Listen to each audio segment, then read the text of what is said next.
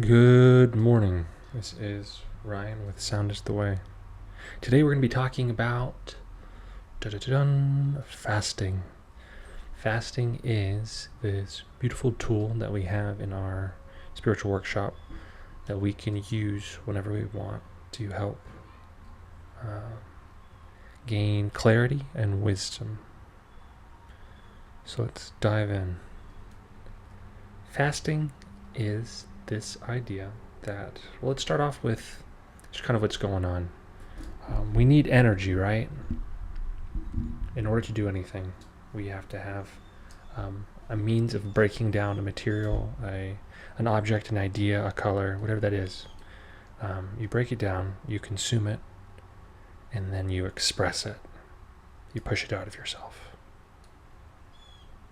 Our digestive systems utilize the most energy in our body out of any other system. So we spend a lot of energy to break down materials and harness that solar energy that we're getting from our food and pushing that out. That's a lot. So on top of what we're doing in our body, what are we doing in the external world? Let's take a moment to think about how much time is spent prepping food. How much time is spent eating food? Time and energy. How much time is spent going to the store, gathering the food, growing the food in our gardens? How much time is spent thinking about recipes, finding new recipes, learning recipes? We spend a lot of energy, is the point. It's not that this is bad or good. It's an observation that we spend a lot of energy on consuming food. By reducing or cutting out entirely our consumption of food, of material, we allow for that digestive system to do a rework. They basically call a company meeting and we start finding out who's been sitting around the office not really doing much. And we start snipping some of those people off, saying goodbye. Like you've been here for 5 years and you've done nothing but checked out your Twitter. So why are you here? Get out of my stomach. It's basically what's going on in our body. It's a way to clear house. You can do this over a few days, weeks, months, depending on the intensity of your fast, the style you're doing. Basically, you are limiting what you intake. This, on a spiritual level, there's a phrase in the Bible, I think, or maybe it's one I'm making up. It's called the quickening of something. And by speeding up your metabolism by not having food, and you could think of this like science, even like surface area. It's easier to warm something out if it's spread across your cooking pan, very thinly. There's more surface area of the material to get at. You have a greater surface area, you have a greater ability to metabolize when there are fewer things in your stomach, fewer things in your consciousness, fewer things in your body. So it's easier for us to move through the things that we do have. So if you have any trauma in your body and you're at a place of quickening, of speeding up processes, because you've got all of this excess energy you're not using for digestion, your body will begin to heal itself in marvelous ways that you perhaps have never thought possible. Old wounds, patterns even, will start rectifying themselves, all because you have this excess energy about. And this is not about starvation. This is about deliberation and being conscious with what we put in our bodies and when, and taking times to break up that habit. This, paired with intention and expectation, will bring about your best results. I will share some examples. I began been fasting my whole life for religious reasons. I kind of fought it as a kid, like, you're not going to make me, I'll do what I want, because I was told I had to. And then as an adult, about 3 years ago, I started getting into it as a means to heal myself. And I'll talk about some of the things that healed themselves during that fasting journey. Before, I would have told you that I was anxious and chronically depressed, semi-suicidal. Suicidal ideation was kind of a go-to for many years. Congested, frequently sick. Even my vision cleared up. Used to wear glasses. I don't wear glasses anymore. Let me think. What else? Joint pain. Used to have a lot more joint pain.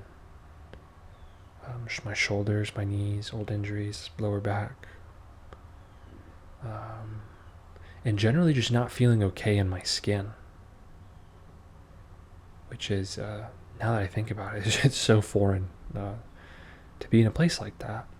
These are all things that cleared up as I began to do these practices of cleansing the body, of fasting from foods, but also we can use this same technology, this tool, to trim the bonsai, right? To clear our minds. So what am I ingesting on the news and TV, the books I read, the conversations I have, the company I keep? And fasting is not a judgment of those things. By limiting yourself for periods of time from those things, it brings on a whole new level of appreciation. After I get off a long fast, whether that be from reading or watching TV even, especially food, I get a whole new appreciation for food. The flavors, the texture, the way it hits my mouth. It makes me feel like a little kid. I'm giddy to try food, but I also don't feel dependent on it. I have a healthier relationship with it. So we'll talk about the quickening a little bit more. There was one more thing I wanted to say, and there's this idea of the problems, quote unquote problems in our lives, aren't solved on the level they were created. All of our problems are solved from a higher vantage point. Because if they're not, you're just creating more of the same. If you're working on the same level as what you're viewing as painful or something that you don't want, you're just creating more of the same. This is a great thing about the quickening or fasting that you feel in your body as you are metabolizing more. It's easier for your consciousness to raise up levels, to be aware of things in new ways that are shocking even to you. And the mental clarity that comes, you feel like you can solve every issue in your life or any question you have with the wisdom that comes in. It's truly beautiful. So I will share some experience I have on getting into fasting and some ways that you might be able to hop right in. So let's start off with food. The best way for me to fast is to think about it for a few days, honestly. When I go for a fast, it's never, it will be next Monday. It will last 3 days. It'll be, for me, that's a little too rigid. There's expectation, and then now I want to fight myself because there's still a little bit of that rebellious nature in me that doesn't want to respect my own authority, right? If you have that kind of discipline, beautiful, try that. But if you're still working on those things, then this might be a good approach. It's to think about it for a few days. And then no matter what, if I have meetings, a vacation, if I'm supposed to be at a fancy dinner, the day that I feel it, like, okay, this is it. Like I have the will. So use a few days to summon the willpower. Right? Just by thinking about it. That's one of my techniques. is summoning the will. And the more I actually enjoy and feel that process, just kind of thinking about fasting, the easier the fast is, and frequently the longer it goes. If it's kind of like on a whim, all right, I'm fasting, it's probably just gonna be like a 24-hour fast, which is still great, but the amount of time, energy, or thought power we put into it, the more benefits we'll have. All right, so that's a great way to start. You get in your day or 3-day fast, at least for me, that's what it looks like. As we start doing that and we want to get into longer fasts, one of the things to do that is helpful is to ease your body into it a little more. And that is by slowly weaning yourself off of things instead of going cold turkey the day of. So if you're a frequent coffee, tea drinker, alcohol, tobacco, other things, other substances, it's totally possible to have a happy, healthy life with those things in it. However, as you stop those cold turkey, your body will spend a lot of energy thinking about them and finding ways to get them back in your system, and also processing the rituals that you have around it. If you enjoy tobacco, do you enjoy it with people? Do you do it by yourself? The ritual of lighting it and bringing it to your mouth. These are all things that your body, your consciousness is going to want to do again and again. And by slowly doing that day by day, over a few days, even up to a week,